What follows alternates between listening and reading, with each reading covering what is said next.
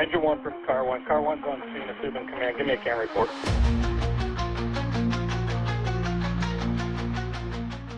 I have a great guest tonight. I have Captain Chad Criss out of Georgia.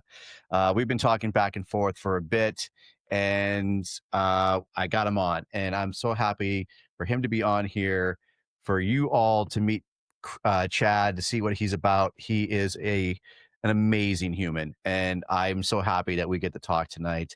Captain Chad Criss, thank you for being on the CAN Report. Thank you, brother. Thank you. I'm glad to be here. Happy to have you, my friend. And before we start, I always like to do a little housekeeping. If you haven't clicked like or subscribe, please do so. It again just helps me to know that this is going, that you guys are liking it, that you're getting something out of it. Helps me to just keep driving forward. So please click that subscribe button. And if there's something that you want me to talk about, if there's a guest you want me to have on, or if you think you've got something good to say, let me know. We could talk about it and see if we get you on the show. Also, just want to give a shout out too for Engine House Designs. Engine House Designs LLC is one of my sponsors, and his name is Cody Hill. He's doing fantastic stuff out of Memphis, Tennessee, with his company. Engine House Designs makes hats, hoodies, T-shirts, flags, patches, you name it, he's got it. Check him out, Engine House Designs, and he can also be affiliate with Engine House Designs and make a little money on the side if you promote that strong enough. So check them out and ignite the pride. With that being said, we're going to get into the show. So Captain Chad Criss, I'm just going to dive right into your bio real quick here because I want to see what you're all about. Captain Chad Criss serves with pride and dedication at the city of Austell Fire and Emergency Services, where he has devoted nearly a decade to protecting and serving his community. A first-generation firefighter, his passion for the fire service began at a young age, starting when the city of Austell Fire Department visited his elementary school. From that moment, the sights and the sounds of the fire trucks ignited a lifelong dream that through perseverance and faith, it became his calling. Beyond his department, he continues to give back to the fire service community. He is an active member of Bearers of the Oath, Elite Fire Training, 575 Fools, and the United Leadership Program. He also contributes to the development of future firefighters through his role in training and mentorship with Douglas County Fire Department and even within his own department. Above all, he is a devoted husband and father. He gives credit to his wife, Susanna, for her unwavering support and grounding presence. And he takes immense pride in his three children, Braden, Jackson, and Ella. His middle child, Jackson, already shares his love for the fire service and dreams of following that path, showing that spirit of service runs strong in the family. But for him, firefighting isn't just a career. It's a calling guided by faith, inspired by legacy, and fueled by purpose.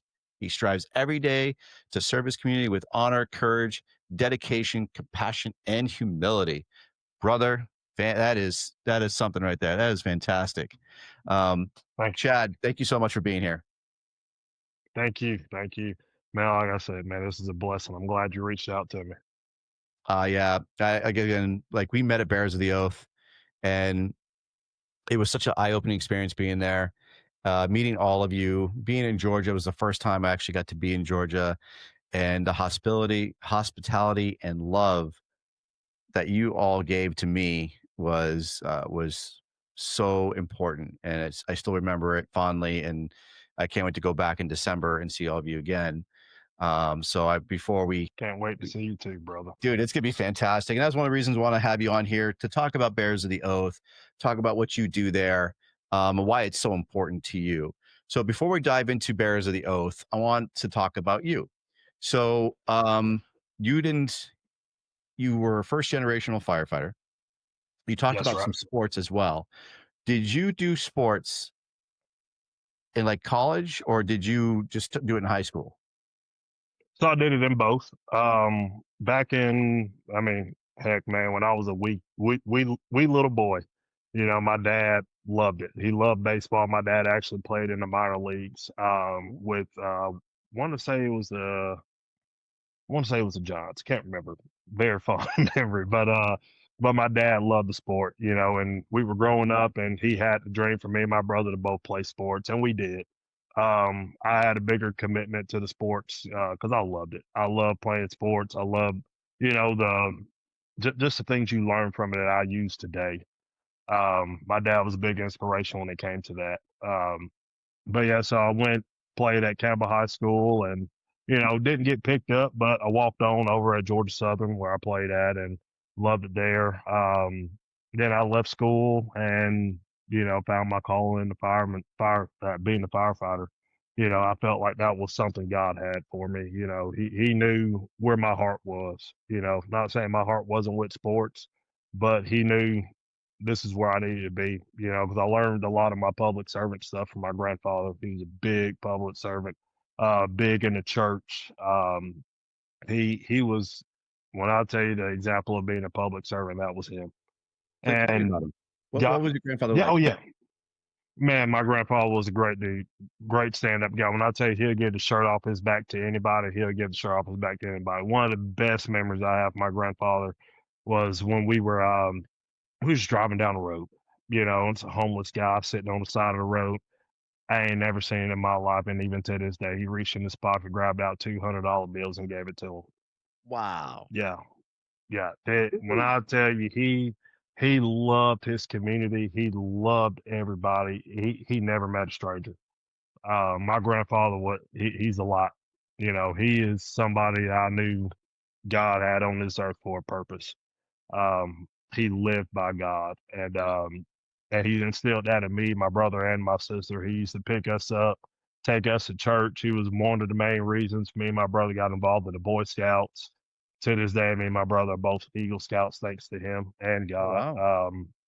Yep, it was one of my biggest things when I lost him back in 2007. That was hard on me. It was very hard. I went down a road I wish I never went down. And but it was a lesson learned. God pulled me out of it, and my mother and my dad and my grandmother, even before she passed, she said, this is something your grandfather always wanted, was you and your brother to attain the rank of Eagle Scout. And I got back with it, and luckily I was able to obtain it before I graduated high school. Um, One of the things I love carrying with me, because that keeps me remembering him, you know, and he was a great man, great man. So you talked about going down a path that you weren't proud or happy about. Do you want to talk about that?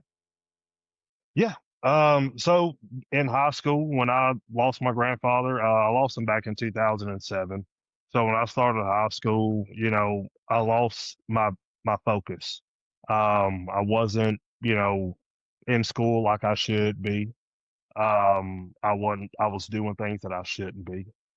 Just like any other young kid that's out there, and it's not a road that I'm proud of. I was drinking at a young age, something that I knew I shouldn't have been doing. Um, but it was dark for me because he was my light. He kept me grounded. I mean, he kept my family grounded, from my family to my dad. Like man, he was a saint.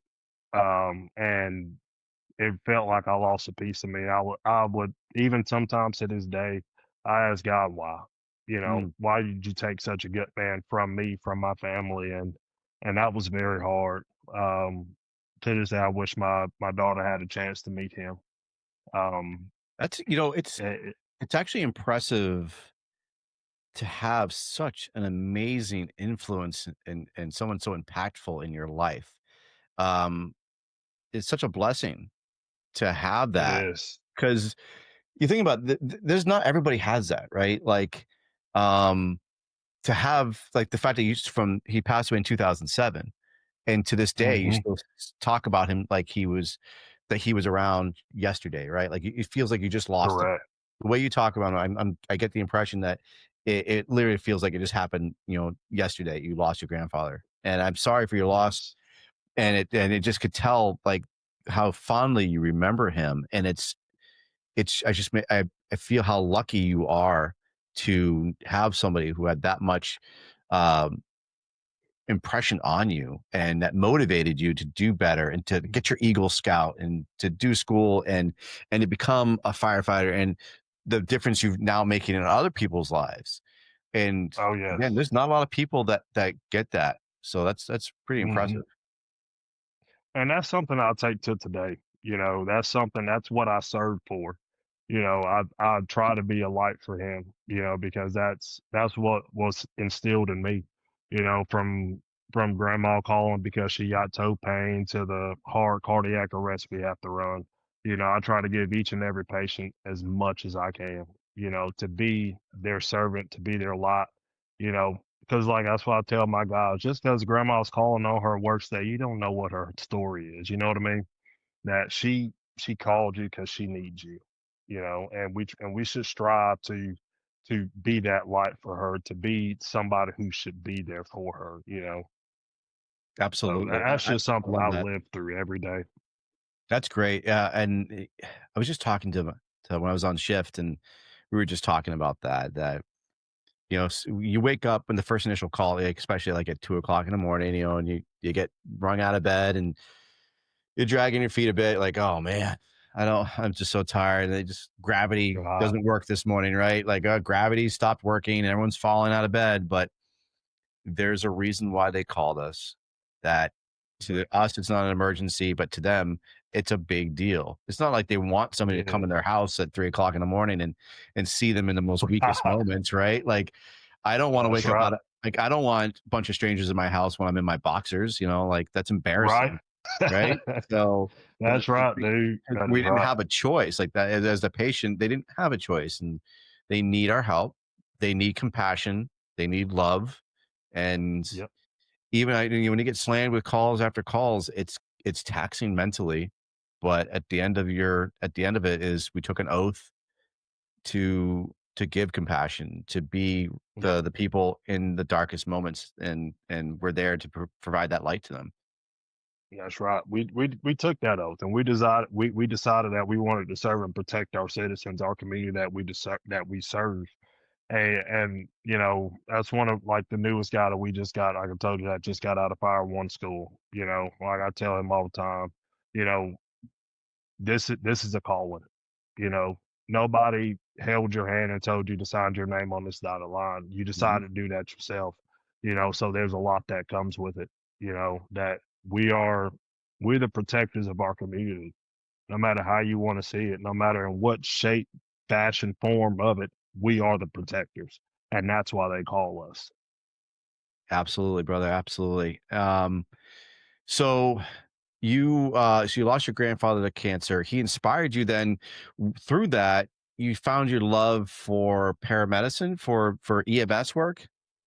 Yes, How'd you sir. get into that? So when I got hired on in 2016 at Austell Fire, um, they asked me, and I knew I had a love for EMS, at the time, and I still do. But I knew I wanted to be a paramedic. I just didn't want to be, and don't get me wrong, EMTs do a lot of work. Without them, a paramedic can't be a paramedic. But I knew I wanted to be able to make the decisions. But at the end of the day, big believer in God, we're not the ultimate decision. But I wanted to be able to make a difference, and that's one thing that I like to tell people. If you're all in, be all in. Our job is not just about fire, it's also about EMS. And to me, to be all in means not only staying at the EMT level, but to progress to that paramedic level. That's to me is being all in. That's just like even on the fire side, being all in doesn't mean, don't get me wrong, there are great backseat firemen even having 30 years on the job, but being all in is all about progression. It's not being stagnant. It's moving forward and giving back, you know, not only the stuff that you learned, but, just the skills that you learned, and just giving back to the people that you serve, or the people that are working with you on the job. So Absolutely. that's where I found my love for the job, in a sense. But you just got to keep progressing. You have to keep progressing. Absolutely. I love that like you talk about it, like it's all encompassing. We can't just do fires. I mean, yeah, it'd be nice. It'd be fun to Right. be able to do fires all the time, but Right. you know, when people need help, it's usually because they're sick or they're injured. And man, I would hate to stand at a scene not knowing how to help people. And I'm wearing a uniform, I'm Right. wearing the gear, they don't know that that's the thing too, right? The public doesn't know whether I'm a paramedic or not, right? Like Right. we don't there's no big, like some departments have it, but like there's no big gold necklace around me that says whether you're a paramedic or not, right? We have the Right. disco Right. hat, but there's no big lights that says, paramedic right here. You got to come to me. And they look at us as all the same. But again, like people hmm said before, right? They only know you by the uniform. They don't know your skills or ability. They expect you to be Correct. the best and to be able Yep. to help them, whether you can throw a ladder, whether you can force a door, you can run an IV, or read a 12 lead. That's right. They don't know that. All they know is you're coming into their house and you're providing a service that they requested, and they want Right. you to help them right now. And hmm I love that you wanted to step up and know that you wanted to make a difference in that field of EMS work, because again, a lot of people crap all over EMS. It's not They as do. exciting and fun as fighting fires. I understand that, but it's necessary. And I That love is that you don't correct. shy away from that. That's correct. And that's like I said, when I go back and I actually talk to all my guys and I resort to their training, we always harp on, and don't get me wrong, have I shied away a little bit from EMS? Yes, I have.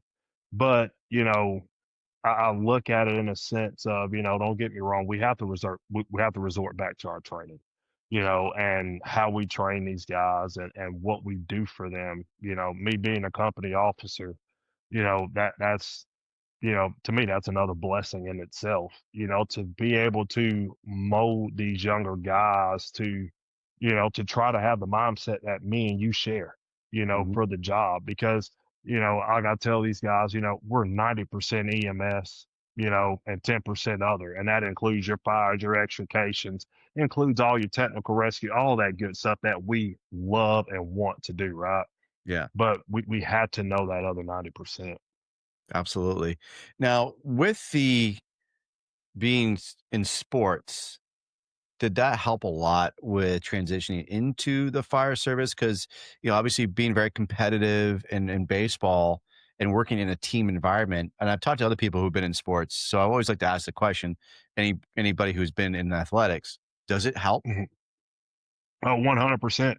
100%. Me and the other captain that works on Action Today's shift, Brent Worsham, he went to South Carolina. He played ball there too. It actually helps a lot because we know what it takes to be a team, Mm, and that's one thing that I love about the fire service is this is not an individual sport. You're only as strong as your weakest link, mhm. and that's how it is in sports.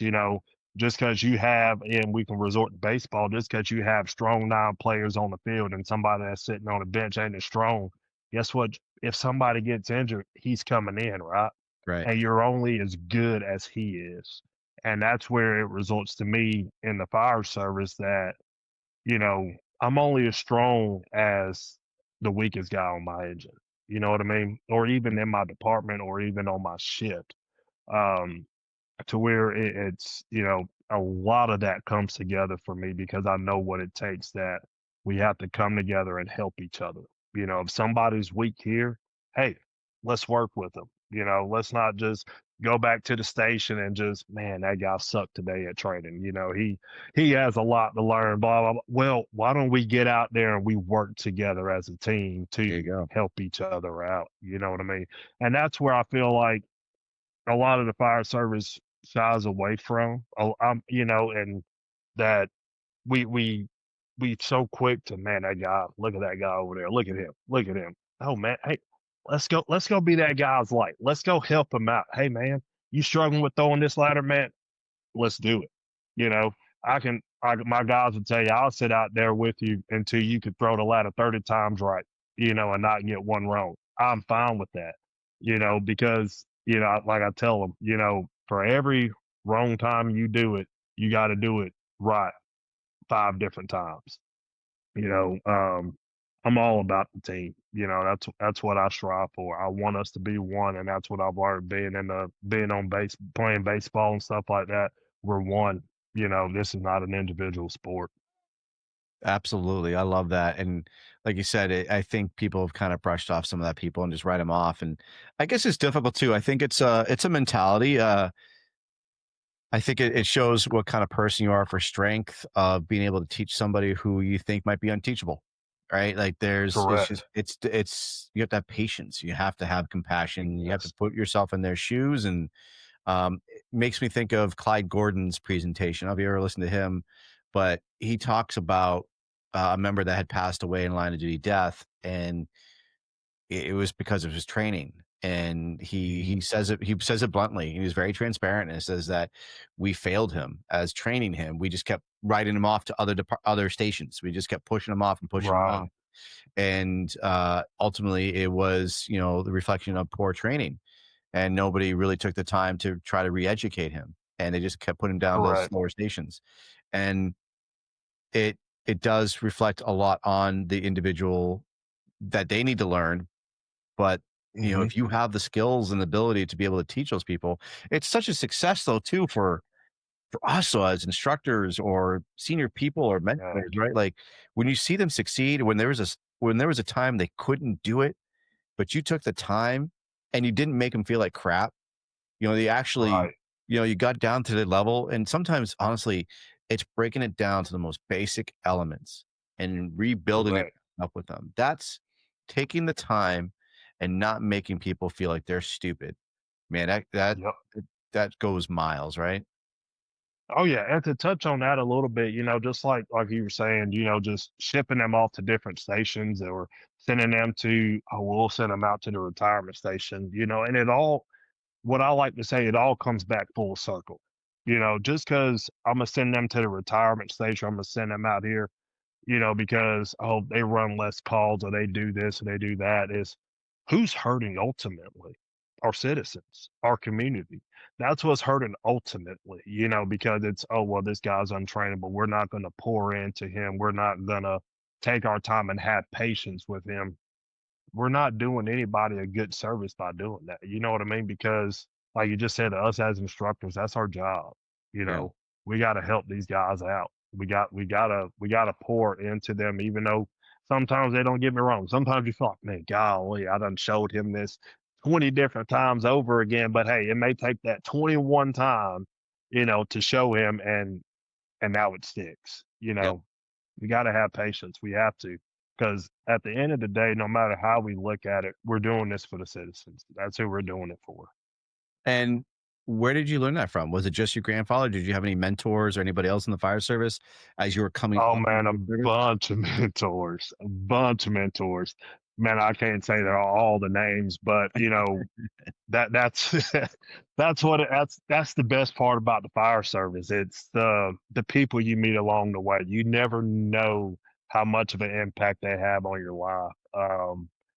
I throw a couple guys out, not just within my department, but I throw some guys out from outside of my department. Being able to meet a guy like Jason Painter, you know him. So Jason Painter. man, that is a stand up dude. Yeah. Man, he's awesome. One of my mentors, Tevin Sims, one of my mentors who helps me out in Douglas County, being able to teach their guys out there. Shane Bentley with Bears of the Oath, great mentor. It's surrounding yourself by those people, because they share that love and compassion for the job that you also share. Um, Being able to see those guys work, it is awesome. When Shane would come out and just help us out with our recruit class out of Douglas County, man, just watching him work with some of those guys that you're like, man, that he ain't never gonna get it, Shane, but Shane takes that time and he pours into them and he tells them your why. Why are you here? Yeah. That's a big question we like to ask our recruits in the beginning is your why. Know why you wake up every morning and you do this job. Because that's what keeps you going. That's what keeps you focused. That's what keeps you loving the job. Um, that's a big question. I love asking people your why. Yeah. Yeah. The why it's becoming more prominent, and you hear a lot of people talking about it, and it's a good thing that people are talking about it and bringing it up. And It is. not just the why do we put our gear on a certain way, or why do we have to do a ladder throw this way, but the why, like you just said, why are you here? Why do you want to do the Yep. job? What's keeping you going with this? Why do you want to do it? Why does your mentor want to do all those things? It's really, really important. And when we talk about the mentors, like people like Shane and, and Jason and, they're also there as not just to show you how to do the job, but to live right and to be a good person. And a good mentor is also going to tell you some hard facts, hard truths about yourself and how to like I had a really good conversation with Shane a while back, and he laid it out straight to me, and it was really important. It was a really great conversation. I thanked him so much for being truthful, for being honest about the conversation that we had, that he didn't sugarcoat it. And he was honest. He's like, I was a little afraid to talk to you about this. I didn't know how it was going to be received, but I'm like, but if you value your friendship with people and you value somebody that you consider a mentor, you got to take all of it. A mentor should be telling you things that you need to hear, not that you want to hear, but the things that you Right. need to hear, right? And Right. it's not tearing them down. They're not going to tell you suck, but in a way that they say, hey man, I care about you and I want you to be better, and I don't see you being better. So let's do this more here. Like, or you need to work harder, or you need to lose weight, or you need to work out more. Right. Right? Like those are hard things to hear, but you need to Right. hear them, because if they say, no, you're Right. fantastic, you're doing everything great all the time, well then, like you said, you're no good to anybody. Then your community Right. suffers, your department suffers. And then when someone tells you you're crap all the time, like, well, Chad just told me I've been fantastic for 5 years. What do you mean I suck? Right. Right? Right. Yeah, you know what I'm saying? And that's the best part about this job, because I ask my guys, even in my own department, like I ask them every time, just like we just had our annual burns, a couple weeks ago, and I'm always the one for criticism. Hey guys, when I tell you, Michael, it's from my lowest guy, even the rookie. Hey, you see anything I can work on? What can I do to make this better, or what can I do to help you? Yeah. And I have a lot of mentors in my department as well, because we have guys, we have the luxury to have part time as well. And some of these guys come from different departments with many years of service. And, I will ask him, hey man, how do I handle this situation? Have you ever been in this situation? Just man, just having those guys around you, it's tenfold, man. It's what, like I like to say, it takes a village. Yeah. It takes a village. Having these mentors, having the groups that you're a part of, like being part of 575 Fools, Bears of the Oath, Elite Fire Training. Asking these guys, what what can I do to make things better? It's a blessing in itself, and I love the fact that I'm surrounded by guys who aren't afraid, like you just said, like Shane, he ain't gonna sugarcoat it. No. But I'm glad to be a part of those guys, part of those, having these people in my circle that aren't gonna sugarcoat it and let me know what's up. Absolutely. That's the best part about it. Now, I'm not familiar with it. So, what is the United Leadership Program? So United Leadership Program, it's a program that we do inside of Cobb County. It's for Cobb County Fire Department, Smyrna Fire Department, City of Austell, Marietta Fire Department. Is ran by Brian Marcos. It's where all these agencies can come together. It's for networking, for one, and it also gives you skills to be able to be a better leader.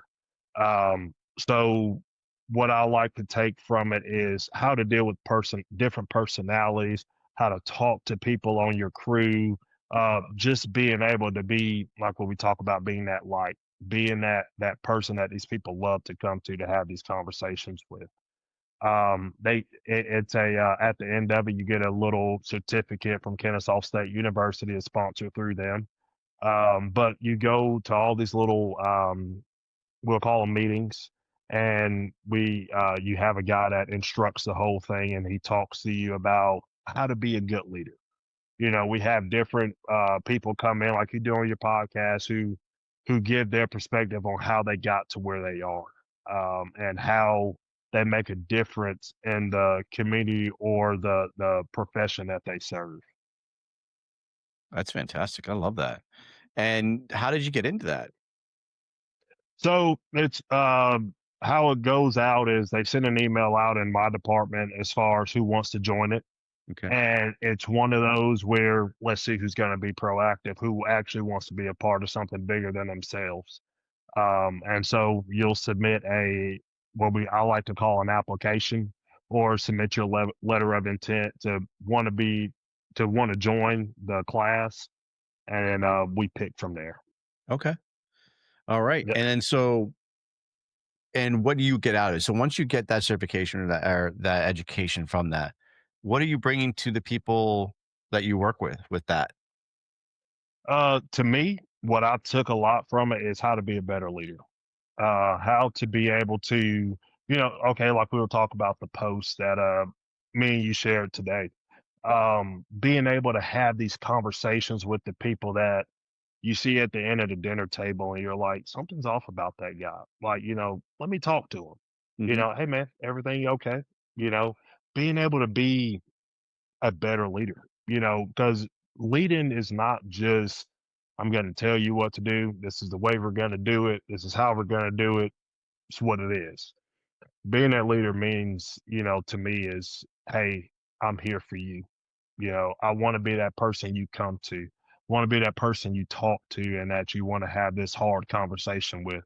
Um, that's what I took from it, and how to be able to, because let's be honest here. If we want everybody to have the same personality, then what would be the fire service, right?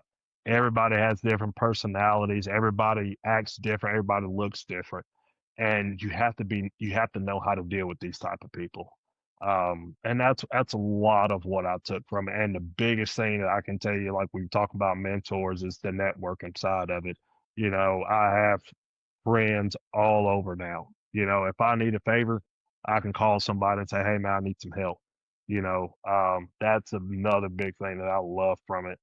Um, it's a great program. I wish that we could extend it out a little bit more, and not just our county that we do it in, but extend it out to more of Georgia, so where people can come from all over. Gotcha. That's awesome, man. I love it. Fantastic.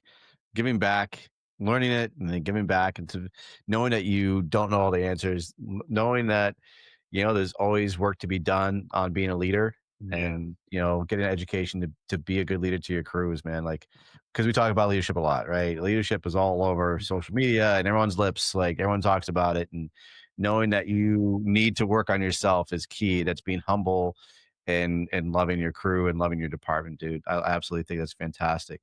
Now, you're also a 575 Fools member. Yeah.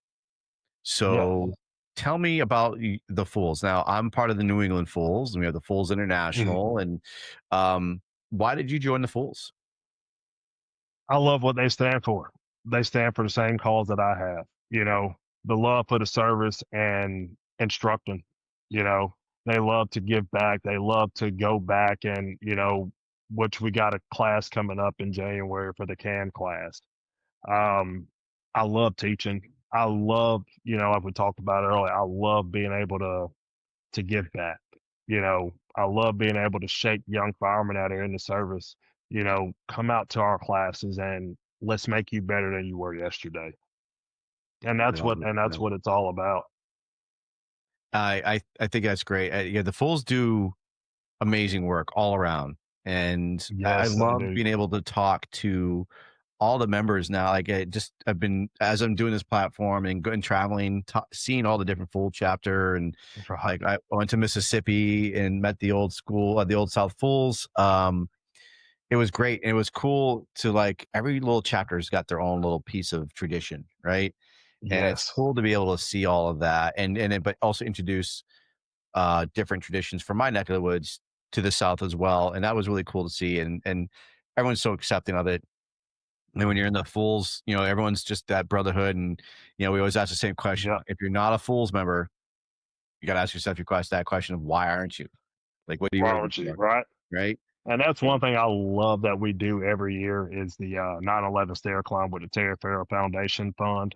God, it's amazing to see everybody come together for that cause. I love that every time we do that every year. That's just something I love to be a part of. Besides the classes and everything else that we do, that's a time when we come together and we can actually remember our fallen brothers and sisters. Absolutely. That's fantastic. And then now, of course, you're on the Bears of the Oath Cadre.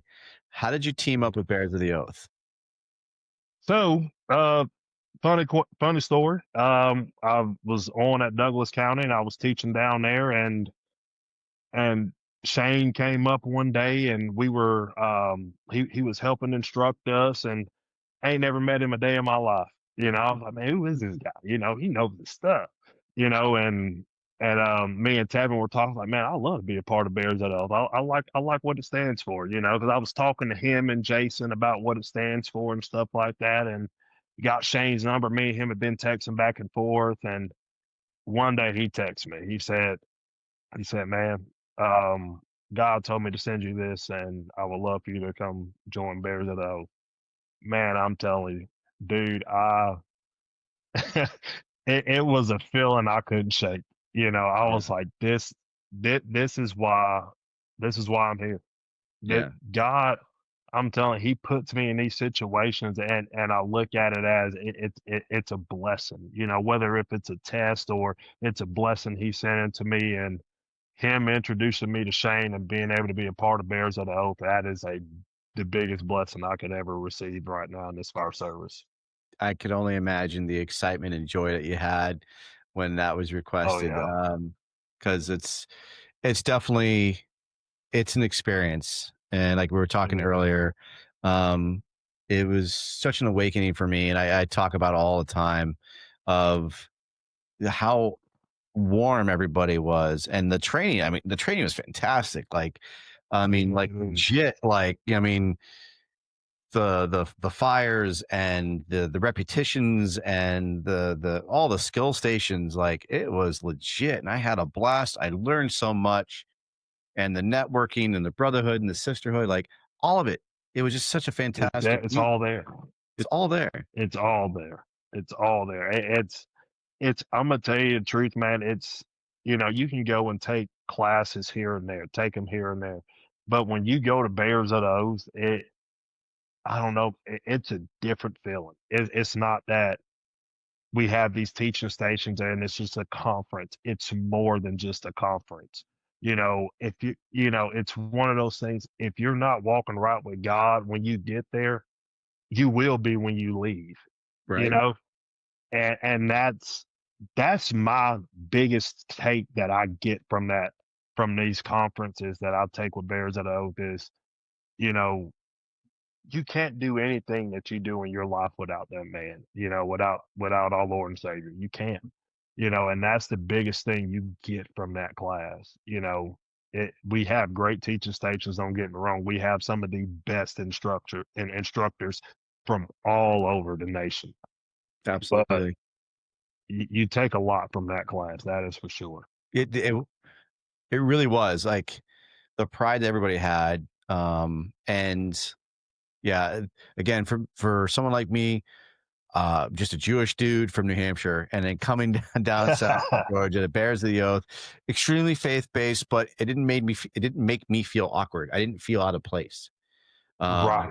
I felt so welcomed. And when Shane asked me to give the prayer on Tuesday to start off the evolutions for their hot classes, man, I was blown away. I absolutely couldn't believe it. Like, because man, that's something pretty special. Like you just don't throw that around. And No. that touched me deeply. And the love for me was a lot of people who didn't even know who I was. Like, you just don't forget that. And that week, everyone became brothers. Like everyone was family, and just working with everybody and working hard and putting like everybody was putting work too. That's the biggest thing I noticed at Bears of the Oath was nobody was slacking. Like the Right. students and the instructors, everyone is putting in so much effort, and they're working hard, and they're just ready to go. They're just ready to rock. They're just like hungry for it. And it was just cool to see. And then so Bears of the Oath is coming up this for 2026 in February. February Mhm. 9th is the Bears of the Oath, the Grace of Testimony, Rebels and Saints. It's conference number 6. Registration is open. And I'm going to actually share the screen so we can both look at it together and talk about it real quick here. So Yes, let sir. me bring that up if I can here. Mhm. And it'd be up here in my neck of the woods in Calhoun. Yes, sir. There we go. And so Bears of the Oath. There it is. So we got Bears of the Oath here. Number 6. And let's see what we got. So we have from the lecture hall to the fire ground. You can reserve your spot today, Calhoun, Georgia. And there we got Don Sapp right there. That's the man right there. He is the man. I loved meeting him. What a nice guy. And that's the thing, like, that was the first time me ever meeting Don. I mean, he's been all over the place. He is he is well known in the fire service, an amazing man, done so much. Yes, he And is. he messages me like out of the blue sometimes like, "Hey, I love you, brother." I'm like, "Well, man, I love you too." That's Don. Right? It's just, and I've seen him walking around with flip flops and stuff. It was actually pretty funny. But like the pictures say it all, right? Like there's Shane, there's Fluger, like just the pure joy, the brotherhood of it. Everyone just having fun. Oh, hey, look, that's me too. It's just like everyone's smiling, but it's just everyone became brothers, right? Yeah. Like, and that's really what it comes down to. Like, we want to be there for the training, we want to be there for the skills, but honestly, what you're getting out of it is a whole group of family and getting in touch with your faith. And again, it's not converting people. So everybody who's listening who are, hesitant or reluctant, this is not about trying to, to convert anybody or anything like that. It's literally just open up your minds and your hearts. And I really was like, we talk about like Jason Painter, right? Like I was on the drill yard and we just happened to be chatting, and all of a sudden I'm opening up my heart to Jason, and I'm like, I'm starting to cry because I'm talking about life, I'm talking about struggles, and it made me feel so much better though. And he understood it. He didn't make me feel less of a man. He embraced me, and we talked about things that are going on in life. That's firemanship. That's the love of the craft and everything that we do. And having this at like Bears the Oath, it's just so amazing. Yes, it is. That's I'm telling you, like you just said, and you hit the nail on the head. That the head on the nail or whatever it is. But man, it come to this class. This is not like you said. It's not about converting anybody. This this is something bigger than you, bigger than me. This is a damn good class to be a part of. And you've got some really good classes going on here. So they have lectures for the first day. So you have Kevin Fluger as the keynote speaker, character over circumstances, which I'm really excited to see. Bears of the Oath, hose company operations. That's the Dadgum boys doing that. I love doing hose work with learning hose work from them. Absolutely fantastic class. See Bears of the Oath number 6, Uncle Don's Do Work, Engine and Truck School, live fire, trap victims, search every job, search everywhere. You also got Tick and Can Ops presented by Insight Fire Training, which is fantastic. So Andy Starnes with Insight Fire Training. That is fantastic stuff right there. And you got 575 Fools as well. So it's great. I mean, the classes, like I said, are really top notch. You're getting some solid education, and you're doing some really good networking as well. Yes, you are. Yes, you are. 100%. And then you're also with Elite Fire Training. Yes, sir. With Jared Robinson. That's my guy right there. There's another guy that's just I met at Bears, and what another amazing man. Like, and he's openly talks about it, right? And he had his presentation last year about the hard life and learning things and going down the wrong road and then coming out on the other side, right? Learning the path of righteousness. And what a humble dude. And because it's intimidating to see him at first, like this big, massive dude covered in tattoos, and he looks like he's going to be an asshole, but man, he was just such a nice, solid. We immediately connected. Like as soon as I met him and he met me, like I don't know what happened, but like bam, we just connected and we were just like having fun together. And I had to get him on the show, and I love his training company. So he's got you as a member of that as well. So what does Elite Fire Training do? So I'm one of Jared's instructors. Just a quick background of how I met Jared. I was actually taking a class at Gordon County where he used to work at, and met him there. And like you just said, man, you just connect with him like that. He's just that guy. You look at him and you're just like, man, that guy's pretty intimidating, right? But man, he's like a big old teddy bear. You realize like And then from there, oh yeah, all the time. Me and him, man, we talk all the time too. And he asked me one day, he said, "Hey, I'm taking over this class," and he was like, "I'd love for you to come help me instruct." And I was like, "Man, I'd love to." And so we go around and we've been teaching at Math C. We teach the major graph. Now what? Great class. Because like we talk about, it's you know the stuff that we forget to teach as instructors. We teach the VEIS. Making that graph. Great, good job. Now, what are we doing after the fact? We still have a job to do. It just doesn't stop after that. We have to provide medical care. Um, and so we go around, we teach that, and I just love what that stands for too, because it's, like I said, it's being around those group of guys who share that same passion and the love for the job just as much as we do. That's what makes this job so amazing. And forgive me when I say job, but this is more of a career. It's a calling. This is what makes it amazing. Yeah. Yeah, absolutely. It is a calling. I was teaching our recruits just this past week, which I loved. Like, I'm with you, man. I love teaching. I love everything about it. Yes. When I'm teaching, I learn. And I think that's what, again, for good instructors and teachers, like you can't know it all. And honestly, you start to learn a lot of stuff from the students themselves. And the gentleman I teach with at my department, I can't talk, Will Tallheimer, he's our captain and he's in charge of recruit training. I learned so much from him, and he educates himself so much about this job. But we work so well together, and I'll just stand there and listen to him, and he just spouts off amazing stuff. And he's so calm, cool, collective, and we work so well with each other that I feel like our students are getting so much out of it.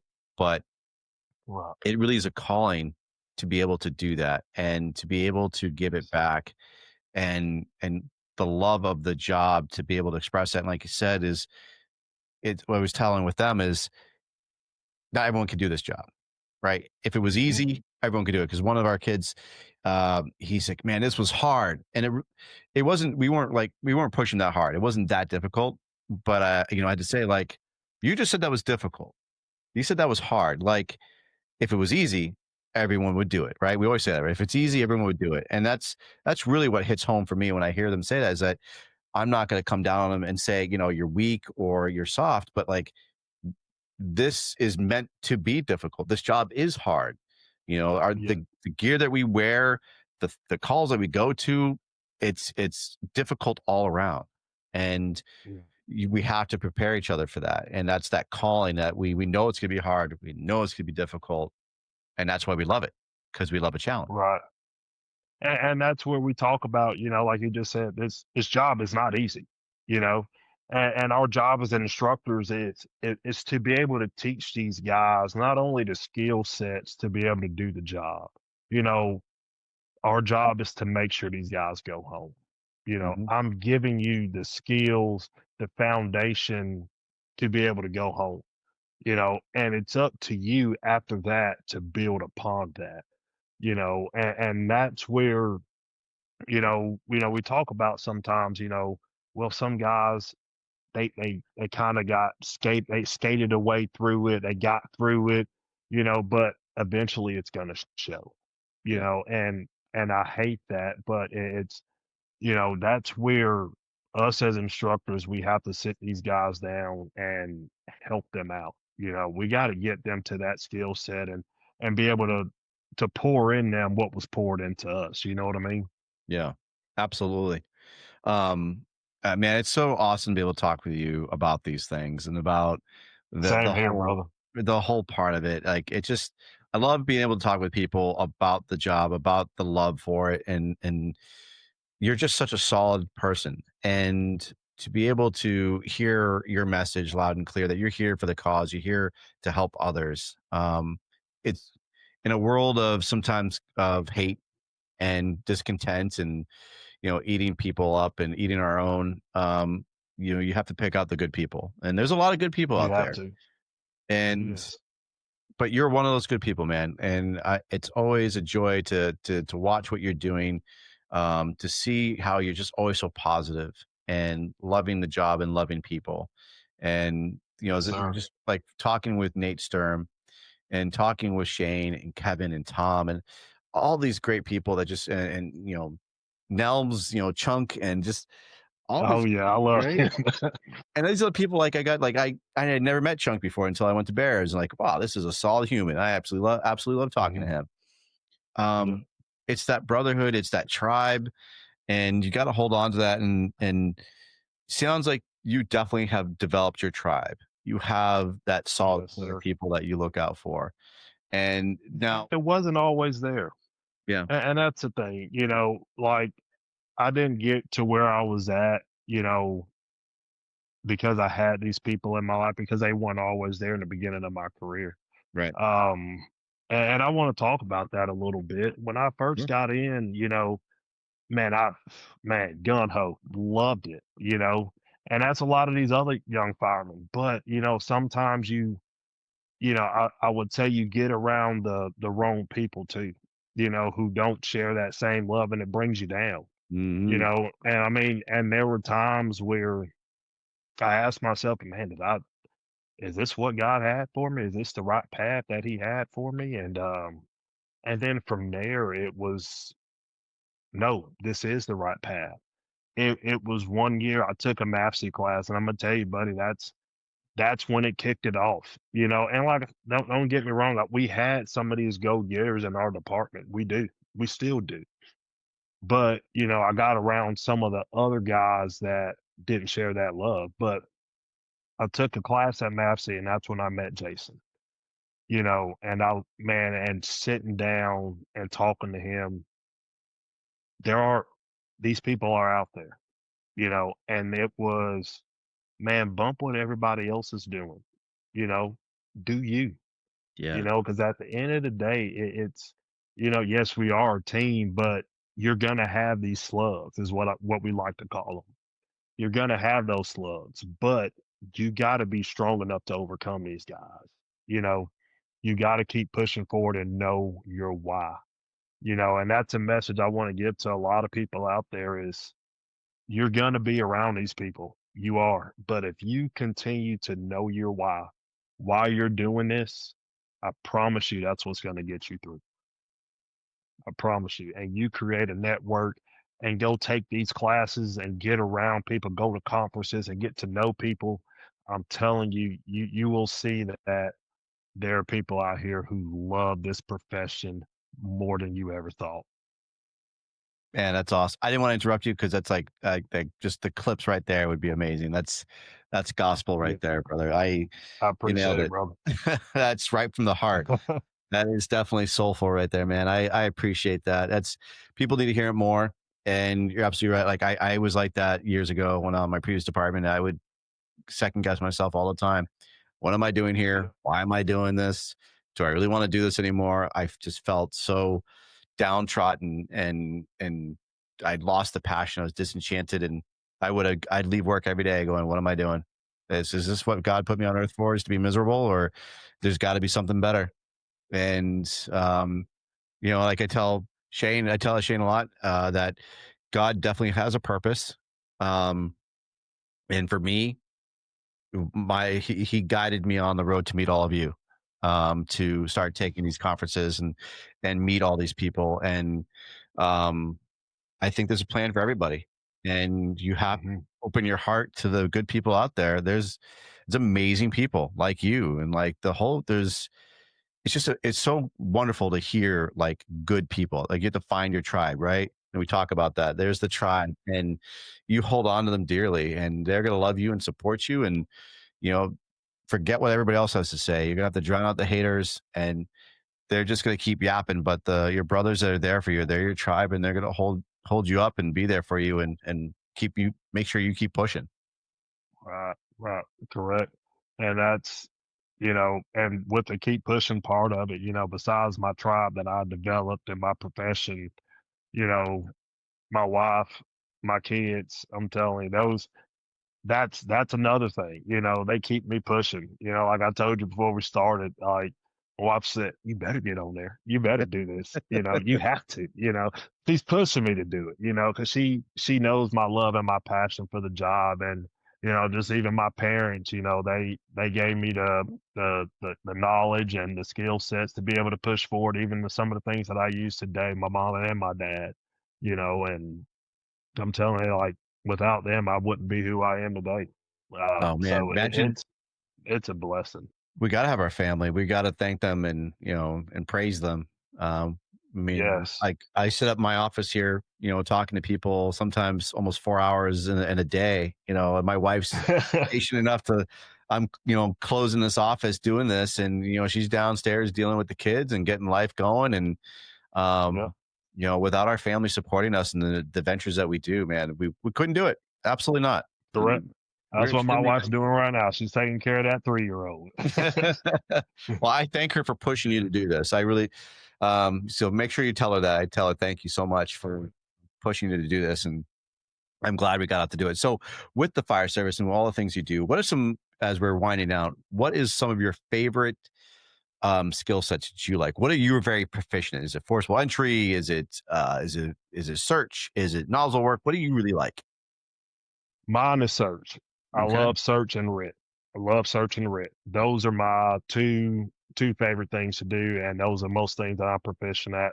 For everybody that comes to our class in December, I'll be teaching the RIT drill for the Pittsburgh drill. I love that. I love it. Because we've been building, we talk so much about, nozzle work and, advancing and hose management and stuff like that. But we got to build that search culture back. That's something we have to bring back. To me, every structure gets searched. Every structure. Mhm. That's just something that I'm a firm believer in. Me and my guys at Douglas County. I'm gonna tell you somebody that is more proud about search than I am is Zach Flowers. Man, that guy right there, he loves to search, and it's a good thing because we need people like that. We have to know that, just because, we saw the post the other day, I think you shared it as well, that, you know, a dad can be outside saying, "Oh no, nobody else is in there, nobody else is in there," but he may have his family hog tied in there, and we're believing him because we're just like, okay, well, if he says it's clear, then Yeah. no, that structure is not clear until we say it's clear. Yeah. And that's something that's my forte, search and RIT, because without that, just like that dad I was at the post we were talking about, we just killed that family. He didn't. I mean, he, ultimately tied them up, but we killed that family because we decided not to go searching because he said it was clear. Yeah. That's our job. We signed our name on the dotted line and took the oath to serve and protect, life safety. That's that number one that a lot of us forget. We're so big on, oh yeah, when I get on scene, I'm gonna be the first one on the nozzle. I'm gonna be the first one to make entry and put that fire out. But who's searching? You know, who when you're doing that 360, and we have 70% involvement and we see a room that's still not involved in fire, hey, let's look at the time of day. Is it summer break? And some kid may be in that room. Ladder that thing and let's go search it. Yeah. You never know what you're gonna get. Search, that's something big to me. RIT is something big to me because it comes back to firefighter safety. I'm my brother's keeper. That I gotta, be able to do the job to be able to get my brother out if I need to. So I those are love my it. two things. I love them. Those are really the engine work, search, and RIT are one of my favorite things as well, or three of my favorite things. I love. I love teaching those. I love taking classes for those. Um, I love learning new ideas for RIT. I love learning. That's why I love going to these classes because I want to know how to do something a new way. And maybe the old ways work, but sometimes there's some new teachings out there and there's new information out there that we should be looking at and that we should be training on. And because sometimes the old way doesn't work, we just keep doing the old way, and we try to make it work. But maybe if we can work not as hard to get our brothers and sisters out of a bad environment, let's do Right. it that way.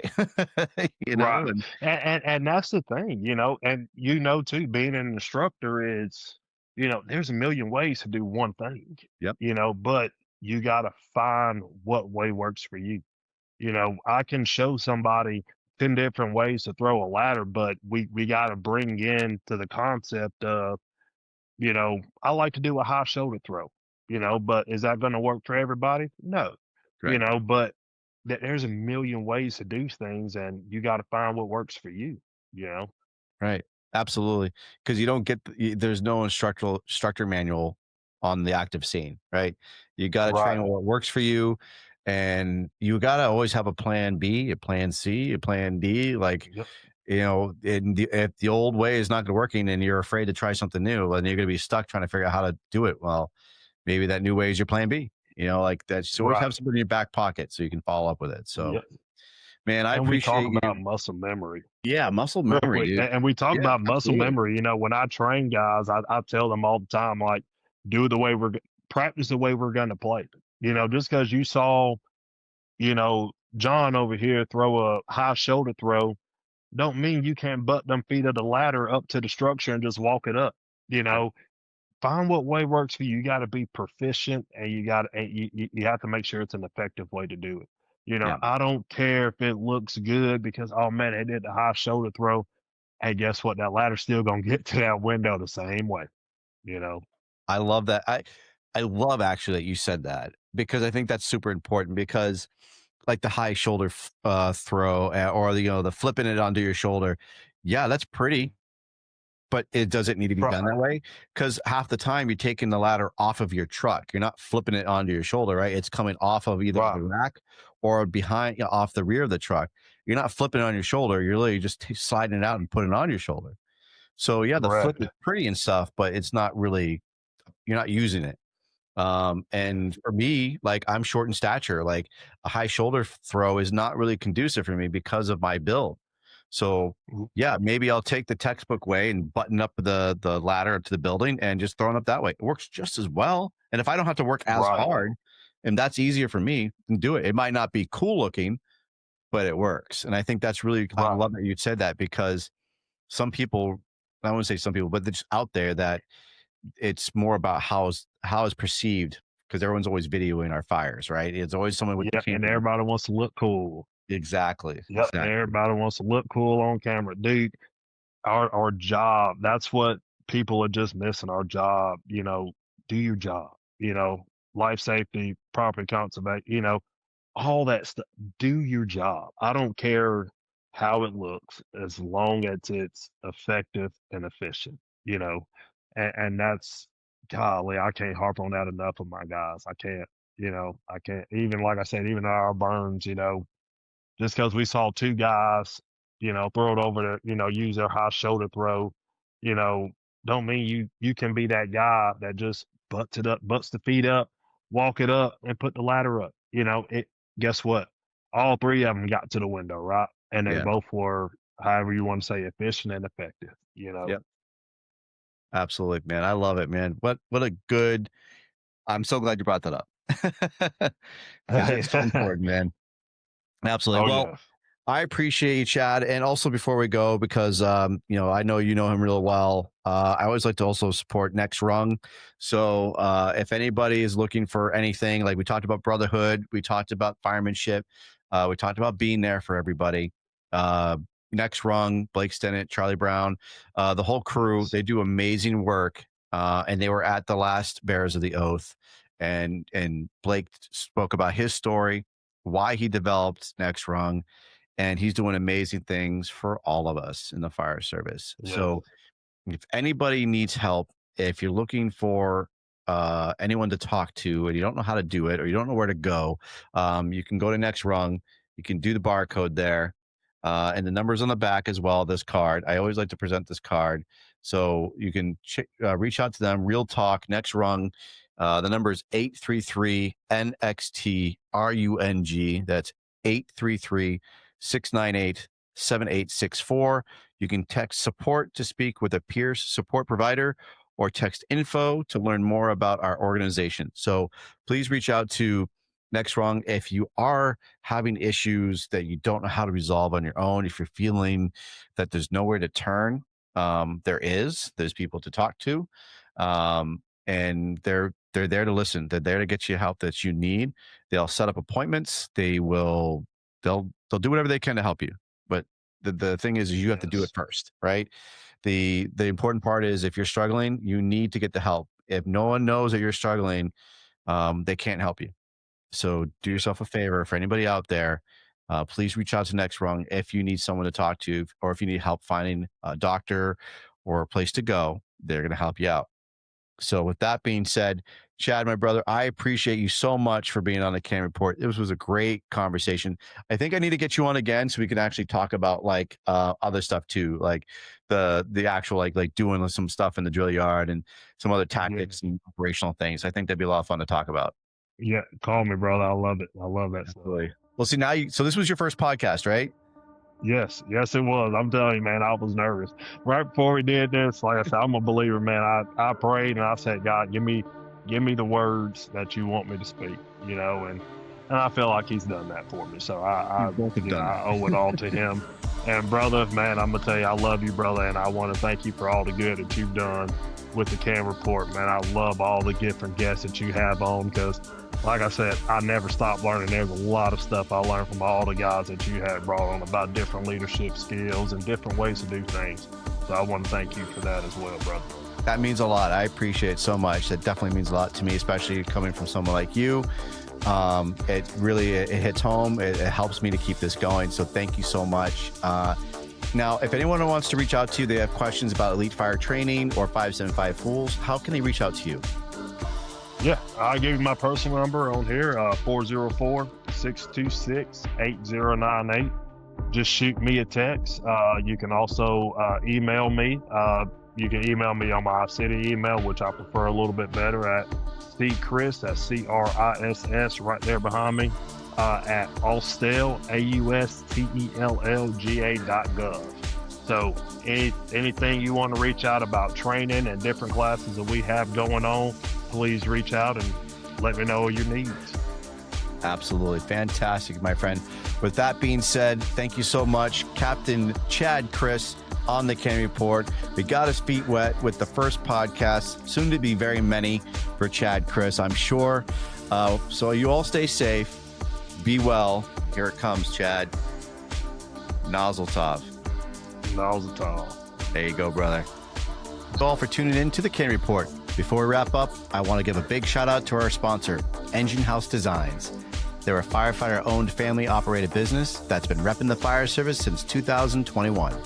Engine House Designs specializes in custom firefighter apparel, hats, hoodies, t-shirts, plus decals, flags, and patches. Whether you're looking for a single shirt or outfitting your whole department, they've got you covered with bulk pricing and top-tier quality. Their mission? Simple. To ignite the pride in firefighters across the country. Check them out on Instagram, Facebook, or visit enginehousedesigns.com. Engine House Designs. Ignite the pride.